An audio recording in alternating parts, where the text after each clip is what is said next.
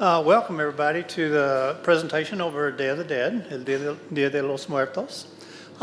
We have Cynthia Ramirez from New Orleans, and she's going to be talking about the tradition of celebrating the Day of the Dead.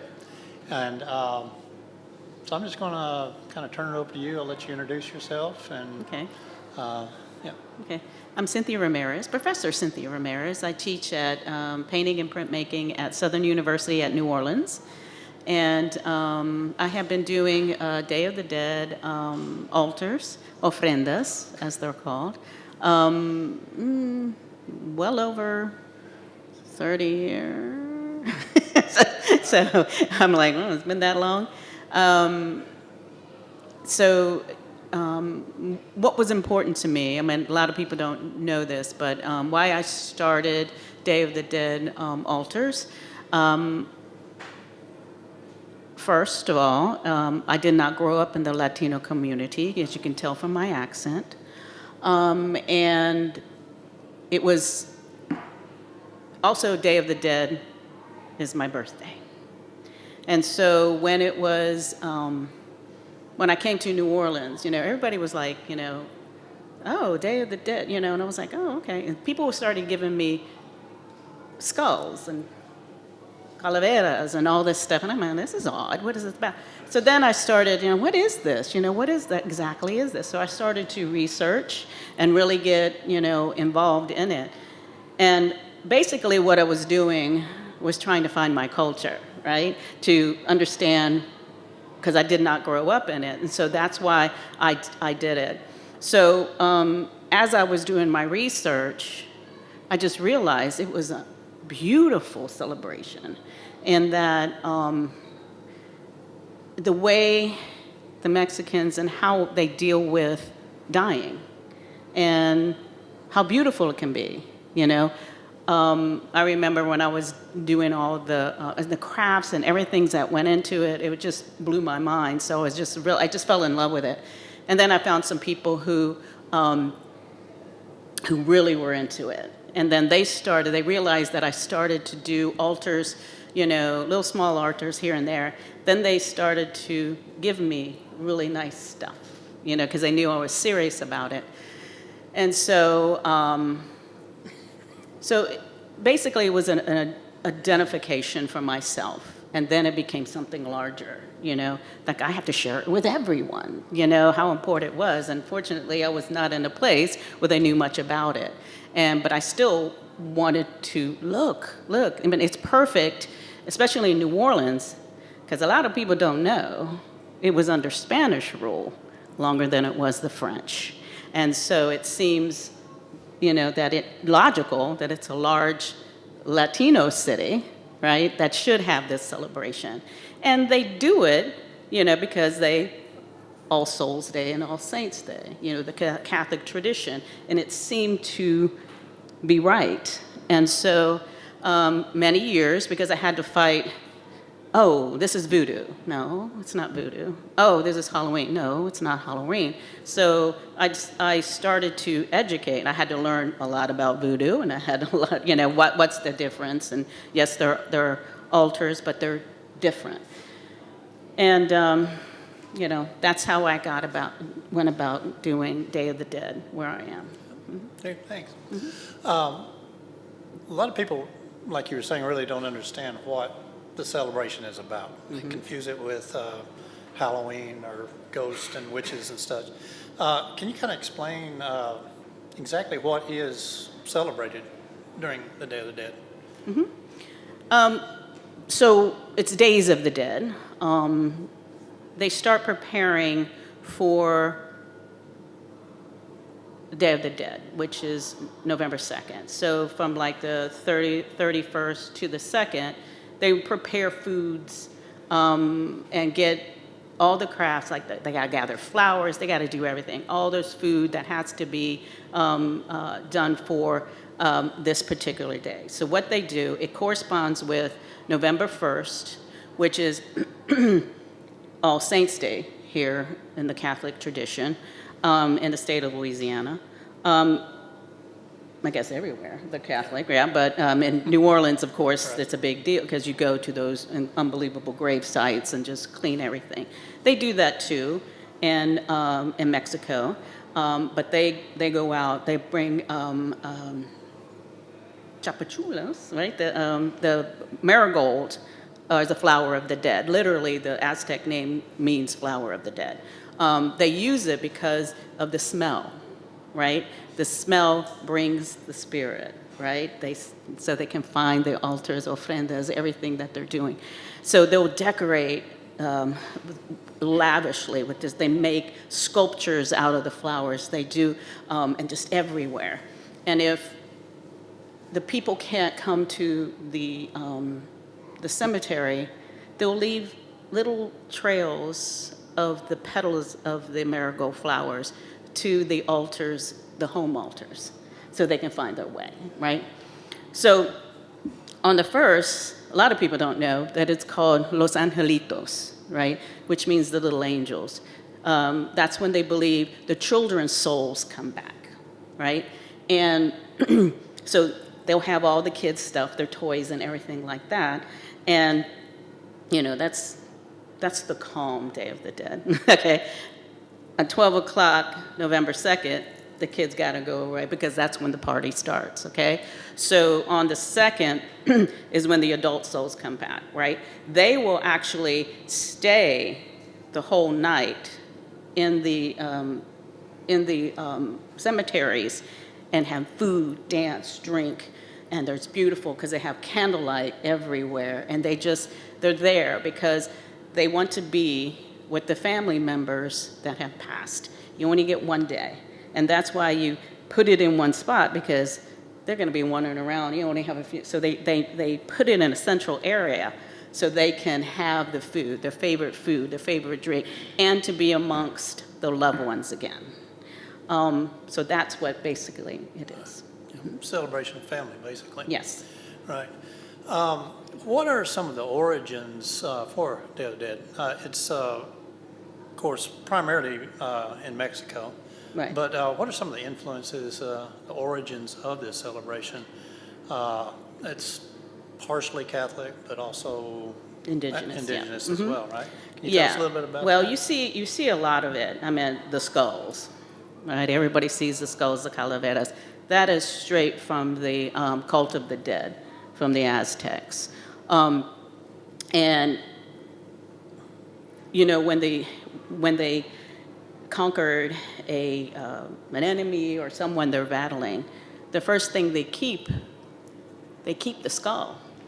And a lot of people are like, why would you do that? But if you really look inside a skull, you'll see the imprint of the brain.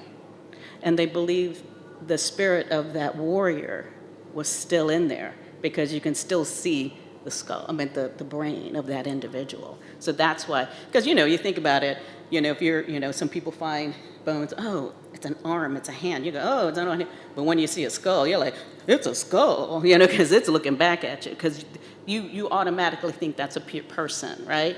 And so that was a very important thing, because it comes from the Aztec cult of the dead. And of course, there are the gods and goddesses of the underworld who are depicted as skeleton, you know, and that comes from that tradition. And of course, those two deities are the personifications of the Katrina and the Catherine, which is, I don't know if y'all seen the lady with the big hat, the skirt and everything. She is just the Lady of the Dead from the underworld, and the Catherine, of course, is the Lord of the underworld. And I would do their Aztec names, but they're pretty scary. But you know, so that is where that comes from. Now, when the Spanish came in, it's this unbelievable hybrid, because the Aztecs had unbelievable deities. They can manifest in any which way. You know, they could be very not demon, I don't want to say that because they didn't believe in all that, but, you know, they could be a hybrid of creatures, right? They could be wings of bats, and then a person, this kind of anthropomorphized deity. But then again, they can pretend that they're another deity, right? So this whole idea that these deities can change their personification. So when the Spanish came in with Catholicism, and they had saints, right? They had virgins, right? So when they brought the virgin in, that's Calique, because Calique had a virgin birth too, or immaculate conception. So they got, I get it. That's just the manifestation of Calique as this deity, right? So they weren't like, no, we don't want to do that. They were like, cool, we see that, So that Catholicism and the indigenous came together. You see that really, really well in there. And also, there is levels of death in the Aztec tradition, in that when you died, right, the highest honor of death would be for a man, they died in battle, right, in war, that type of thing. For a woman, is they died in childbirth, okay? Now, your death is celebrated a certain month, right? And in November is when you would honor the high death, right? The female and the male at that highest honor of death would be in November. So they're going, I can see that. Oh, yeah, we can do that. So when All Saints Day and All Souls Day, I understand, because that's the highest form, and we need to put that to the loved ones who have gone there. So it was kind of like that hybrid of the two coming together. Exactly. Right. Okay. What are some of the different activities that actually take place? You mentioned decorating, cleaning up around graves at the cemetery, build altars, altares, and ofrendas. Are there many other types of activities, celebrations that? They have parades. Parades.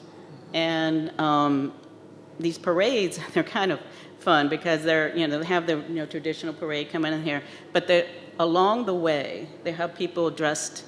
They call them mummers, and these skeletons will be like as if you are bringing, because you have these parades that bring the souls to where the party is, right? So they have these people dressed up as calaveras, which are those skeleton people, and they would come into the parade, right? And so you would see these, and sometimes there are like devils associated. Sometimes little demons and little devils, they'll come in and then people will beat them. You know what I mean? Those other people come and do that. So it's kind of like this, no. And so it's supposed to be for family. It's supposed to be a good time. And so they will have those parades. They will have public, and then they have private altars. And so each family would have traditions that they would, do at that time. But they'll bake. The tradition, the sugar skulls are a tradition, like before everything, like in baking, they have the pan de muerte. So everybody will, like I said, it's Days of the Dead. You go get your pan de muertos at the things, you get your sugar skulls, you buy all that. You make mole, champura, which is a drink of like masa. What is that? Cornmeal? Yeah. It's basically. cornmeal. You put milk. Right. Champura is the one with the chocolate in it. So they get the little chocolate. And then there's crafts associated with it. What else do they do? It's a very huge celebration. And it comes with, and you have to do these things. And then everybody walks to the cemetery after they have all their foods and their crafts and everything. And there's a lot of humor associated with it. Right. Yeah, that is one of the things kind of stands out. And for people from the U.S., it's kind of shocking almost. Yeah. That it's not really a scary celebration. It's No. not like a Halloween. You have decorated skulls, not black, scary-looking ones. Yeah, they're happy. And so it's a happy type of celebration. Yeah. And right. So kind of completely opposite of what we think of as, death and everything here in the U.S., Right. it seems like. Yeah. Or staying in a cemetery all night long. Right. You Exactly. know, but it's happy. They're, oh yeah, people Right. are there. Yeah. So So the altars, I'd like to talk about that just a little bit. What goes on a traditional altar? Are they all the same, or how, what are the altars like? there are elements of an altar that you have to have on the altar.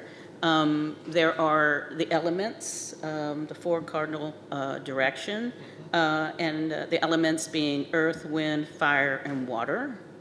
And then for the cardinal direction, north, south, east, west, and symbols of the fire, of course, would be candles and sometimes tobacco, right? The earth would be like the vegetables and the fruits. Some people put coffee, that kind of thing.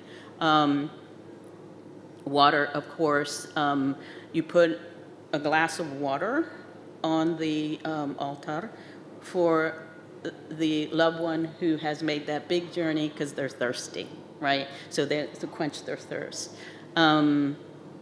You put alcohol, oh, that's another thing. I remember with the Mexican consulate, because I always do it in museums and stuff, and I feel bad putting alcohol.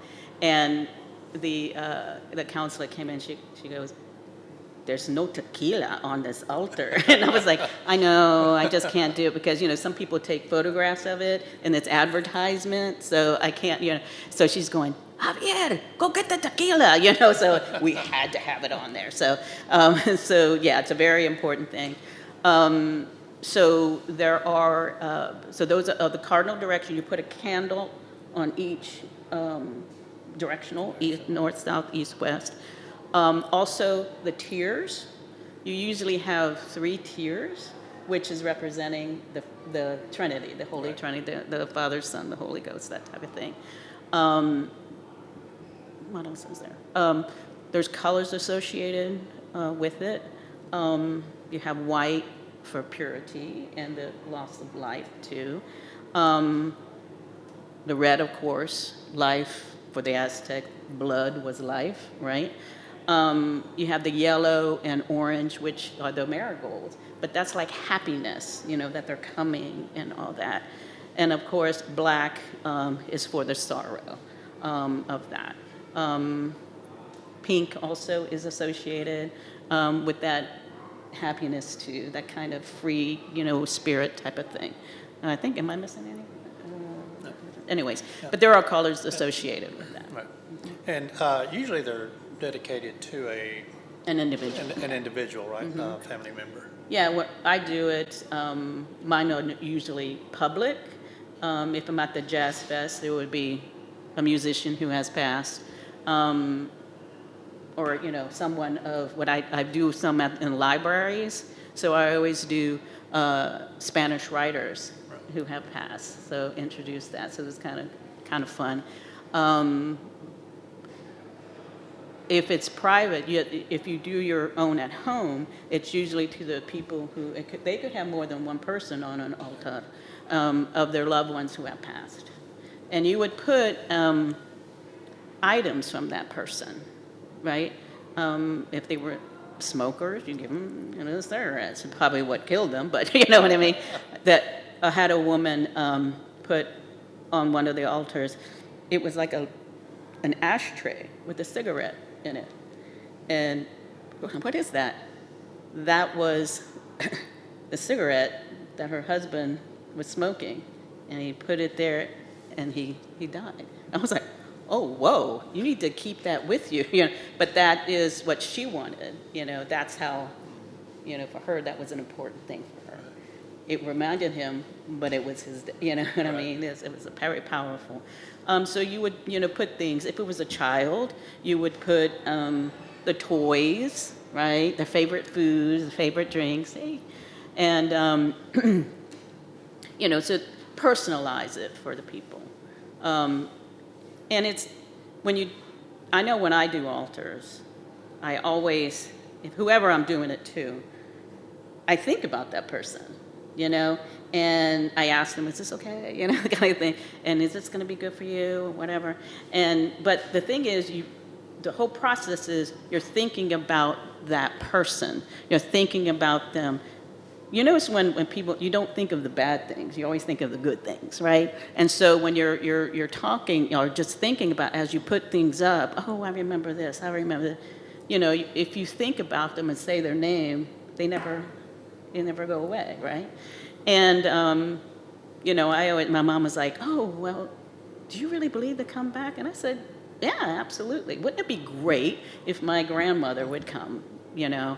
One grandmother I did not meet, but one I did when I was 4 for like maybe a few hours, you know, and that was about it.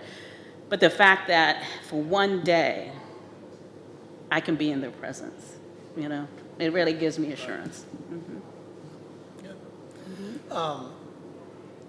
You mentioned, you know, celebrating in New Orleans. How has that changed over the years? Because it's not particularly a traditional thing that they do there. I know Right. you've been involved in trying to promote recognition of Right, the right, day right. down there. Is it celebrated very much in New Orleans now, or It is growing? now. When I started, it was, like I said, I had that, you know, this is voodoo. They didn't understand what it was. And for years, I worked with the Tulane Stone Center and the Mexican Consulate. And we would sponsor, you know, all these, we would have talks, we would have tequila tastings, of course, and then just things to bring people in and try to educate. And I also went into schools, I went into communities to explain it. And I worked with museums a lot, and I would have teacher, they would come in and I can explain to what they can do, you know, in the classroom to promote this, and that was always packed. Because they would come in and see the altar, and like I'm doing with you, what's on the altar, Right. this is what you do. So going into schools, having big celebrations in the community, and I remember we were trying to gather, okay, we can get, who's doing Day of the Dead celebrations and stuff like that, and we were trying to do a poster so people can, hey, you can do it. It was 2 people, us and somebody else, you know. So it was always this, the thing. So we just kept plugging on. We're going to do it. We don't care. We're going to, you know, at least we had fun, right? And get your favorite band to come and play, you know, that kind of thing. And so eventually, you know, and then when I was asked to do it at the Jazz and Heritage Festival, that's when I think it started to become, because I'm reaching more, right? And I think it was interesting because when I do that at the Jazz Fest, you know how many people come in and sit with me and tell me about their loved ones who have passed. And, you know, they sit there and they put things on the altar and grown men are crying, you know, they're just, you know, men can cry. I don't know why I'm saying that, you know, feel free. But it's very powerful. You know, when you sit there and you don't know these people, and they'll come and tell you about their loved one, you know, and that's what it's about, them sharing this important person that was in their life. And, but from that point, I think that's when I started to see, I remember one time, you know, because I'm doing this work, and I'm like, you know, is anybody listening? And then I said, well, how come I don't see the dead, you know? How come I don't see them? And I said, man, come on, if y'all are here, just, you know, show me something, right? And I kid you not, I was in Metairie, Louisiana, and I'm driving down Veterans Boulevard, and I look in my rearview mirror, and behind me is a car with a Calavera skull on the top of the roof, the hood of their car, and I went, you have got to be kidding me. And it was like, I went, you know, I'm like this. It was one of those, it was a beautiful car, but it had that Calavera on there. I said, I've never seen that car ever again. It was the most, I was like, okay, I get it. I'm doing it. So things like that, you know, happen. And so, it was difficult, but, you know, it was worth it to me. because, I get to have a party on my birthday, right? I get to have my favorite band come and play, because you get grant money and stuff like that. And I was like, yeah, how about having this band, that kind of thing. So it was like, I'm in the now a crew of Mayuel, and I get to have a parade on my birthday, what I mean? I get to have a party on my birthday. So I guess it's a little selfish thing on my part. But anyways, but then again, having your birthday on that is another, that kind of little strange little thing there, so. Okay. Mm-hmm. Anything else? Think of? Y'all have Do you have questions? any questions? I have a question. Mm-hmm. I understand that you honor the person for the altar, and oftentimes their favorites are put out. Are there any sort of more universal foods that are associated with? Yes, mole, pan de muertos, especially chicken mole, I like the little things on the side. What is it? Candies. They have like a little Mexican candies. Like I said, the drinks, the champura, and I forgot the other one that's called it. But what's the other one? But anyways, there's a lot of foods associated with the Day of the Dead. Whatever music that you. I don't know if there's any day. Is there Day of the Dead? There's no Day of the Dead songs. Right, right. I mean, you can use my family, we do mariachis, because my father, passed away listening to mariachi. So did okay, I'm going to cry. But anyway, okay, I won't go into that because then I'll start crying. But anyway, mariachis are very important in our family. Mm-hmm. Mm-hmm.